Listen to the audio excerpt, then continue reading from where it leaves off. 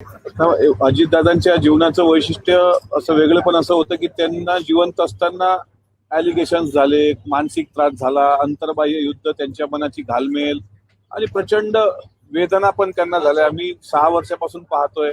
अनेक चढ उतार त्यांच्या जीवनामध्ये आले, पण ते कधी खचून गेले नव्हते. पुणे, पिंपरी चिंचवड महानगरपालिकेमध्ये तुम्ही बघा, फक्त अजितदादांनी एक हाती निवडणूक लढली होती, एक हाती लढा दिला होता, प्रचंड मेहनत घेतली होती आणि फळ काय मिळालं तर दोन्ही ठिकाणी निराशा झाली. त्यामुळे ते अस्वस्थ होणं साहजिक होतं. पण ही गोष्ट खरी आहे की एखादा व्यक्ती असेल, ते हयात असतानाच त्याचं जर कौतुक झालं तर बरं वाटतं, पण हयात असतानाच जर त्या व्यक्तीला छळलं गेलं तर निश्चितच ते वेदनादायी असतं.